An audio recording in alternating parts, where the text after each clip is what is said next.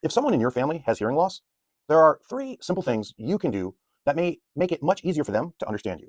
And here's the important part. These rules still matter even if they're wearing hearing aids.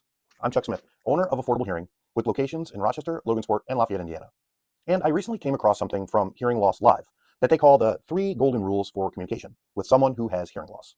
I think every family dealing with hearing loss should know these 3. Golden rule number 1, get their attention before you start talking. This sounds ridiculously simple, but think about how we normally communicate.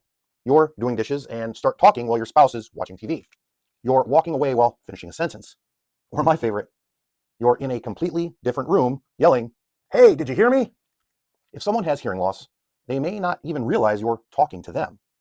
Say their name, give them a little wave, get their attention, then start talking. That gives their brain a chance to focus on you and what you're saying.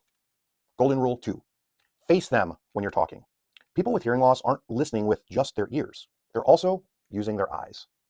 They're picking up facial expressions, lip movements, gestures, and body language to help fill in pieces of speech they may not hear clearly. And here's something people don't always realize. There's a difference between hearing someone's voice and actually understanding what they said. Someone might hear, "Did you tomorrow?" They know you said something, they just don't have enough information to figure out what you said. Being able to see your face can give their brain additional clues to fill in those missing pieces. So don't talk while walking away. Don't cover your mouth.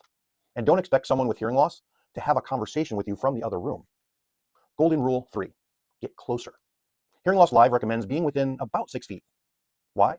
Because distance matters. The farther your voice is from the person, the weaker the speech signal becomes compared with everything else around them. And add background noise, television, restaurant noise, people talking, dishes clanking, and understanding can become even more difficult. That's also why someone might tell me, "Chuck, I can hear perfectly fine at home, but I can't understand anybody in a restaurant." They're not necessarily imagining it. Their listening environment has changed. And modern hearing aids can do some incredible things with directional microphones and noise management. But hearing aids don't give someone normal hearing. They're hearing aids, not hearing miracles. So remember these 3 rules. Get their attention, face them, and get closer, ideally within about 6 feet. And there's one more thing I want families to understand. If someone keeps asking you to repeat yourself, don't immediately assume their hearing aids aren't working. Sometimes changing how you're communicating can make a huge difference. Communication is a two-way street. The person with hearing loss has a responsibility to manage their hearing loss, but the people communicating with them can make that communication much easier too. Here's my challenge. Send this video to somebody you communicate with every day. And if you have hearing loss, tell me in the comments. What's one thing you wish your family understood about talking to someone with hearing loss? Because I have a feeling we're going to see some very familiar answers.